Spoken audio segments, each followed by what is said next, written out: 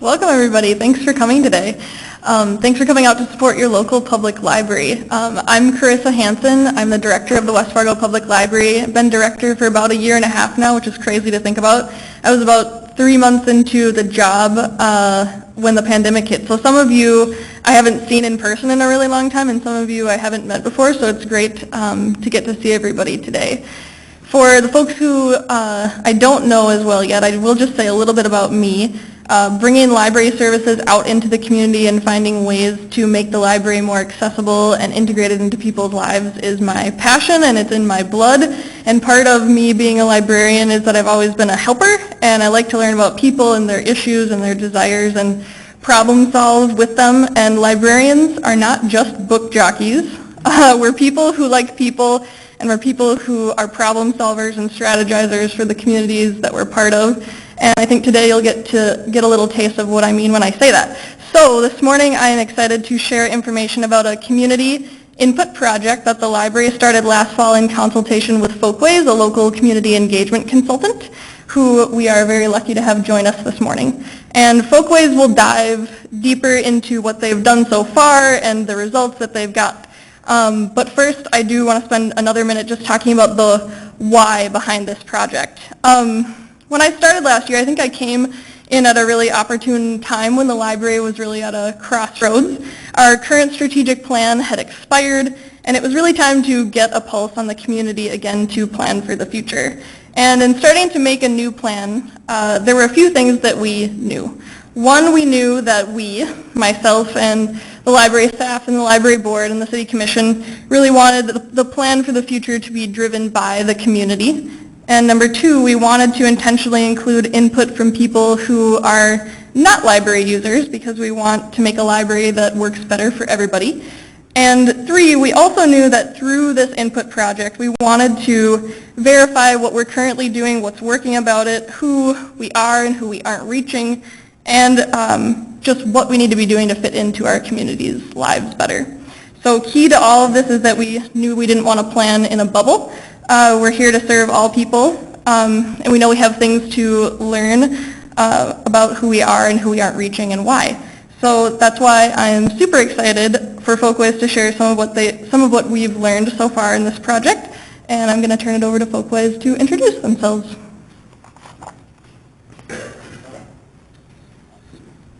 Good morning, everyone. Great to be here with you. My name is Joe Burgum, the principal at Folkways, accompanied with my co-founder and partner, Simone.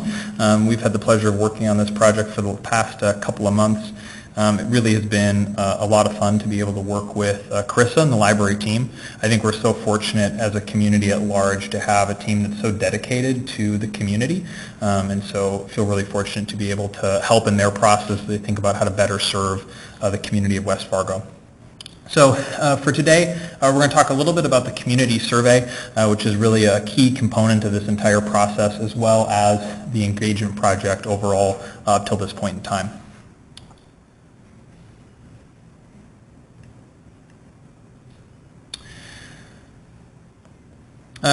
So at Folkways, we use a human-centered design approach to solve problems. And what we mean by that is we really think about the individual, who's at the center of the problem we're trying to solve for. We always start by listening and observing the needs of the community. Next, we formulate questions based on those needs and learnings. We work with partners to implement pilot ideas while creating room for these ideas to grow. We're big believers in an incremental approach that emphasizes learning and adapting with each step. This is an overview of the design thinking framework, the human-centered design process, which is a method that we use for all of our projects. By using this, it really allows for ideas and solutions to come forward that really solve for the problems or the pain points of a visitor, a user, or anyone that we're trying to center around and help improve. So as noted, we always start with empathizing and listening, then we define the problem, we work to ideate, think of new ways to solve the problem, prototype small ideas quickly, and then from there we continue to test and refine. And this is a circular process, so it's by no means sort of a linear one time, always thinking about multiple iterations. This slide here really is the bulk of the work up till this point in time. So we started in August working with Carissa to really understand what were the needs of the public engagement as it related to the strategic plan. We started with a series of stakeholder conversations, so connecting with elected officials, board stakeholders, and friends of the library to better understand what their perspective was and the needs around the library. From there, we went into user interviews. This was a really important part of our process to better understand who are the users of the library. What are they excited about? What are their needs? How can we improve their experience?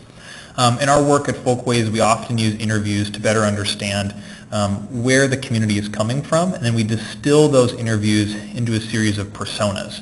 So those personas are an archetype or a character of the findings that we found. And so that allows us to start solving for a name and a face versus sort of an abstract of a demographic or a type of people. In October, we did persona development. In November, we moved into non-user engagement and interviews. So as Carissa mentioned, part of this process was not just about understanding the needs and the potential for those that use the library, but for those that don't use the library, and how can we better serve them. We spent time with the library team in December doing an ideation workshop, so bringing all these findings together and spending time creatively to think of new solutions. As well as doing an audit of events from the prior year. It's really impressive what the library team does when it comes to programming for the community. And as experienced designers ourselves, we brought our tool belt and toolbox to the table to help ensure that the library is thinking about best practices in the 21st century as it relates to public engagement and hosting events. Here we are in April at the tail end of our process, but really for one of the most important components.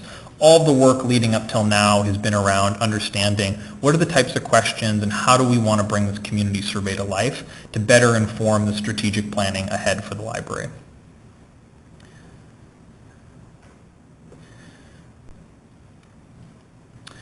So I'll dive in a little bit on each of the topics that I mentioned. So the user personas. So each of the personas represents real residents in the community of West Fargo and how they currently use the library, trying to understand what motivates them while they use the library, and trying to understand their pain points of using the library.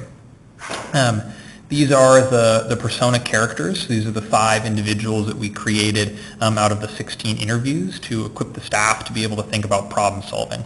I'm excited today for Carissa to share more about how they're using these and thinking about how the personas will affect the development of program even in the near term. We spent, as I mentioned earlier, it was really key for us to understand what non-users were thinking about, and hard to find people that are non-users. It's sort of like trying to find people that identify as non-flossers. That's not really a group that people like to participate in. And so we spent a lot of time thinking about who are the types of folks we want to connect with and learn from who maybe aren't going to the library. We think these insights are really powerful, not just for the library and the team, but I think for other groups and boards within the city, because it really represents a person who's new to the community or someone that maybe isn't connected in the same way. And I think as leaders, it's really our role to ensure that when someone new comes to our community, that we're able to invite them to participate and include them and retain them in our community as to not have them move somewhere else. So a couple of insights around Michael as a non-library user persona. Very career focused, spends a lot of his free time volunteering and really tied into his work community. That's where his friends are, is through his employment. Most of his social network based on work, and he really is focused on career. And so it's trying to break through how do we connect with someone like Michael and make sure he understands the offerings at the library. This is a snapshot from a digital workshop we did with the library team, really ideating around how do we think of ways to better serve the community. This is a really fun process. It was great to connect with the library team digitally and spend time thinking about ideas. A lot of fun ideas came out of this, really based on saying, how might we solve a problem for a specific user?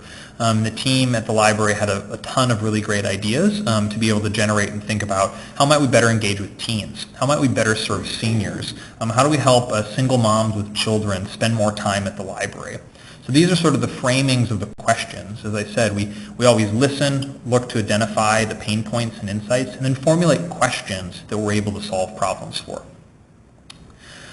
Before we dove into the creation of the survey, we did an event audit. And so it's really remarkable the amount of programming that exists at the library and the number of events they put on a monthly basis. The team does a really great job. A few things that came out from our assessment and some investments for the team to think about moving forward is investing in a customer relationship management tool, better understanding who are they communicating with, who's coming to events to better serve those individuals. Thinking about an event matrix. When you have so many events and so many new ideas, how do you make a decision in terms of what's the best program to invest in? And then also thinking about diversity, equity, and inclusion. How do we make sure that events are accessible to all? If we're trying to engage with those that have a lower ability factor, what do we need to do? If we're trying to engage with folks that don't have the same transit accessibility, how do we make sure that that event is accessible to those folks? Thinking about language barriers, reading barriers, and other cultural factors to ensure that the public library really serves everyone in the community. Considered some marketing recommendations as well as new demographics to outreach. And this was something that the team at the library was already thinking about, but the ability to better serve teens in our community. There's some amazing partnerships that can exist with the school system. As you may know, there's some wonderful developments with the Little Red Reading Bus and ways for the library to go out into the community and connect with folks. But had some really specific ideas from a series of teen interviews to better understand what are the youth in our community looking for and how do they find value in the library. We realized that young folks in our community are really keen on graphic novels, which is a really popular genre in the 21st century, we learned. ACT, SAT prep is something that's really top of mind for young individuals, and really the burden to pay for some of these prep courses is very expensive. As well as general life skills, thinking about applying for a first job, prepping a resume, and just learning about what it means to sort of grow up in a community. So this leads us to where we are today with the launch of the community survey. As Carissa mentioned, the intent is to really have this survey be a strategic foundation for the planning of the library. We really believe that the survey is the first step of further work. We think that it'll come forward with really great insights and discoveries that we'll then be able to process and provide into strategic recommendations for the library board and Carissa and the leadership team to make decisions going forward. Really the goal and the intent of the survey is to learn more about West Fargo's current lifestyle needs and limitations, to understand the desire for community space and programming, as well as learn about the perceptions of the library and the surrounding areas. It's through this that we'll be able to analyze all these responses based on demographics. You got a little bit of a taste of our survey in the hallway. Thanks everyone who had time to put some dots on there. For us, it really is the ability to say, do perceptions change based on where people are living? Do perceptions differ based on people's background and life experience? Is there a difference when people are thinking about how they spend their free time and how do they value the library? So for us, it's not just a discovery from a single question, but it's really being able to take one question and compare it and look at it with another set of responses that we think the real insights and discoveries will come forward. With that, I'm going to turn it back over to Carissa and Kirsten, who are going to share some, or just Carissa perhaps, both of you, I don't know, that are going to share some insights on how they're using this work to date. Thanks, Joe.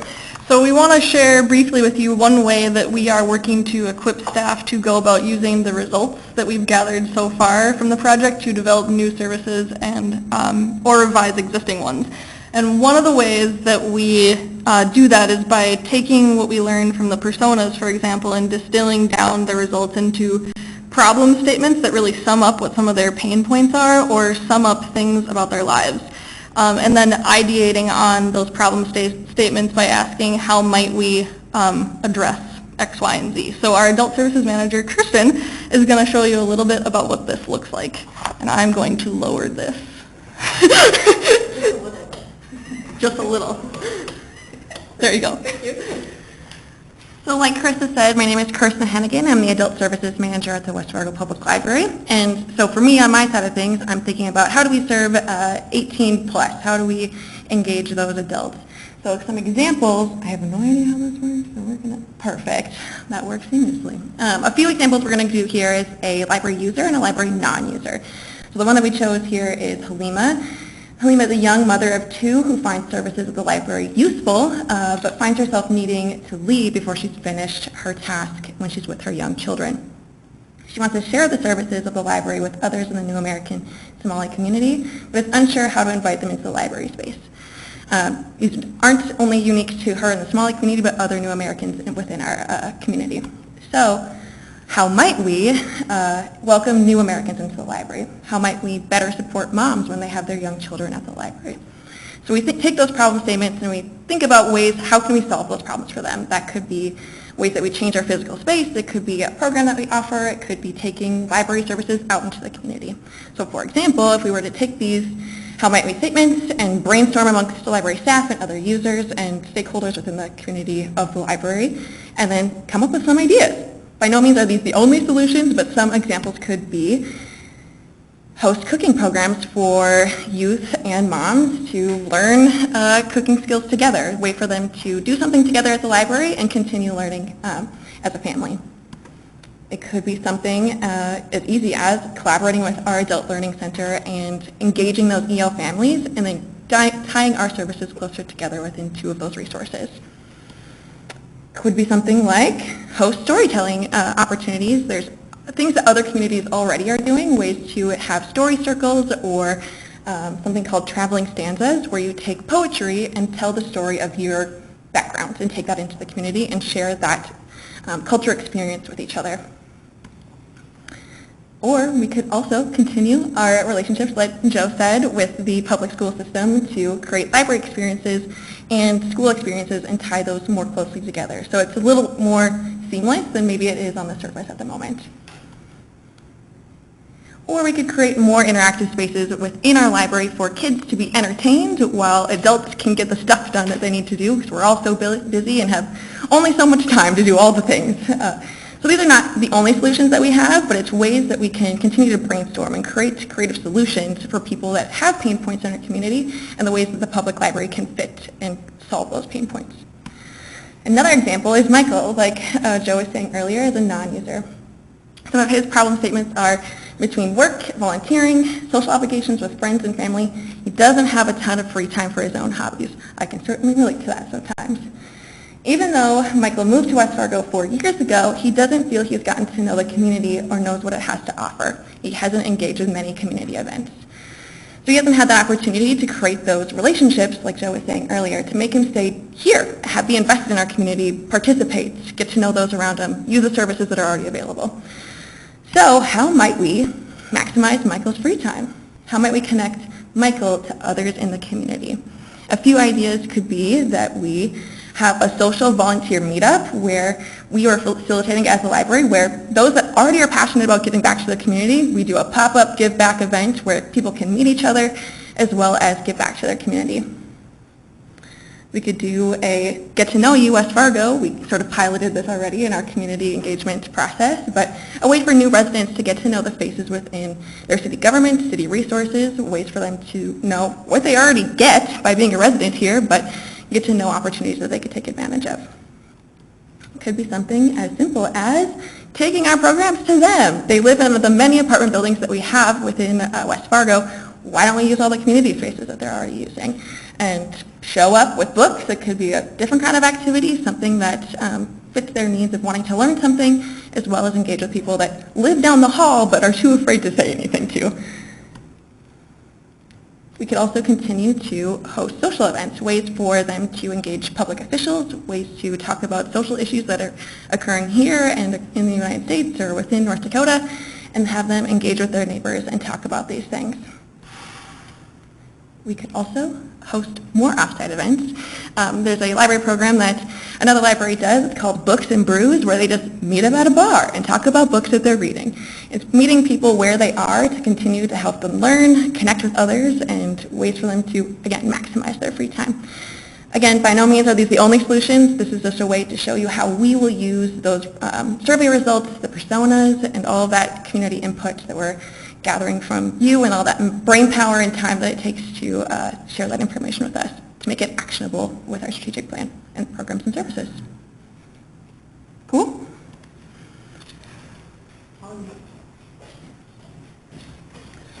Thanks so much for sharing. It's it's awesome to see this process at play where we take all the listening and learnings from these one-on-one interviews, the distilling into a persona, the workshop time with the library, to then have these ideas be things that are all implementable. When we think about sort of what is that pilot program, or how do we start thinking about how do we find a solution, it's often that 0 to 1 that's the hardest part. Once something's rolling, there's momentum, the program's in place, but all of these ideas that were shared are within reach. None of these are huge budget expenditures, none of them require massive sort of rollout plans or things that the library team can be thinking about even as they plan the summer's programming ahead of them. So we think that this process, we're really trying to listen from the community and really think tactically about how you implement results in really quick change, and then of course over time you continue to listen and improve, and hopefully those things continue to grow in sort of the proverbial community garden. So next steps as it relates to community engagement. The community survey is live. That's why we're all here today. We've got coffee and donuts to really celebrate and promote the survey that is up. We really invite you to take the survey yourself. Please share with friends, family, coworkers, colleagues. Our intent is to have this be for anyone in the community to participate. The more individuals that are able to take this survey, the greater the insights we'll have for the library team as they make strategic planning decisions into the future. With that, I want to create space for any questions you might have for myself or Simone or the library team. Grateful for your time here today. Again, hope you're able to get a glimpse of our survey on the way out the door, but appreciate you coming to hear about this great work for the community of West Fargo. The survey will be up for the next month, and we're very optimistic that we'll have some really fantastic findings at the end of May as we start diving into our analysis. So thank you.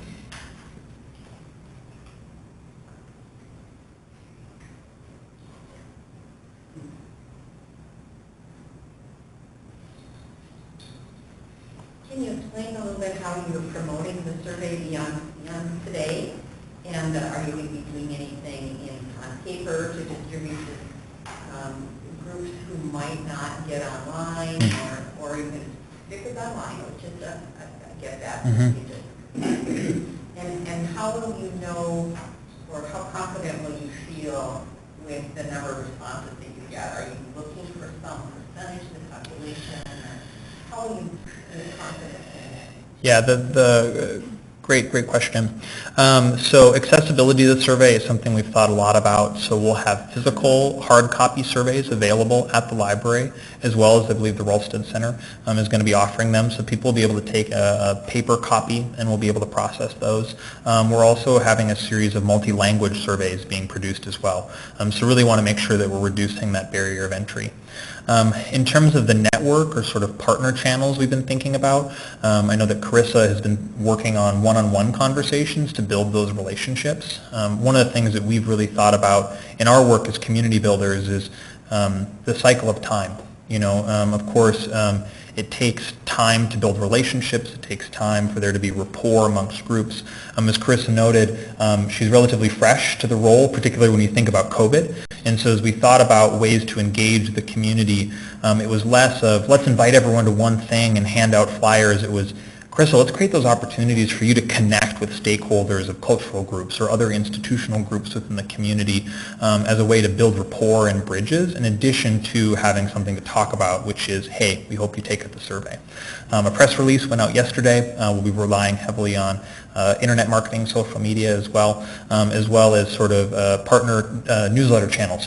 As we've worked with the City of Fargo on a prior survey, the best result that we had was when groups said, hey, this is important, like a PTA or a study group, and they send it out in their email news blast. So now that the survey is live, we'll be continuing to lean into those marketing channels. Your question around sort of target for the survey. We're always hesitant to put a number out there because you never quite know how many people will respond. And I think in our case, in part because it really is around sentiment and the way that we're looking at demographics, we think that the efficacy of the survey will be strong even if, say, there's only 150 responses.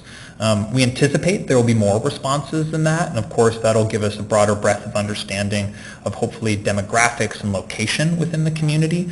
But we think really there's an opportunity to learn, even if there's a relatively few number of participants. I know that the Fargo Parks District did a survey last fall that had over 2,000 respondents, which is an unbelievable response for a community survey. So I would say that's sort of the shoot for the moon, way higher than we think we'll receive perhaps, but we know that it's absolutely possible within our community to have that sort of response to a digital survey. I have a question, like to drill down a little more on the survey. You have hard copies at the library that can be picked up and filled out and turned in.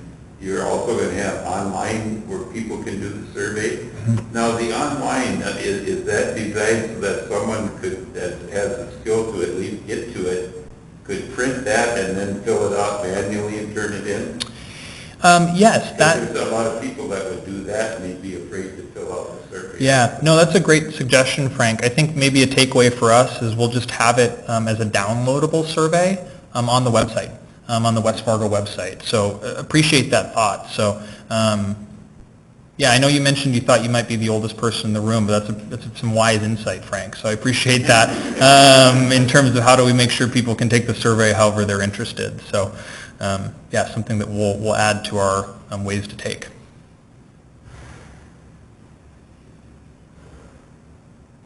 Any other questions from anyone in the room? We really do appreciate you coming and take time to learn today, and hope there's an opportunity or you see value in the library and are willing to share this with friends. We really think word of mouth is the most powerful way to help make sure the community knows this is going on. There was a great interview on KFTO this morning. I heard it, and the phrase you used was, "There's no more shushing in the library." Back when I was in school, of course, I always showed us. So, with your poster out there and all the activities, the community centers, I thought your interview was very well done. So, a library is a vibrant part of our community where we can gather and socialize and I hope we can go forward with some of those ideas out there. Yeah, thank you. It's fun. It's great to hear the media plan's already working. Folks are hearing about it. So, well, again, we'll be around for a couple minutes if any of you have questions you'd like to ask us specifically. We have the survey link here as well as a QR code if you're interested in getting it in your phone and shooting that off to some friends via text. Of course, please grab another donut on the way out the door, but grateful for your time today, and we look forward to sharing more insights with you, likely early summer as we get into our processing, but we'll have the survey up for a month, and we'll continue to be pushing it out and making sure that folks are able to take that in a variety of ways. So thank you so much.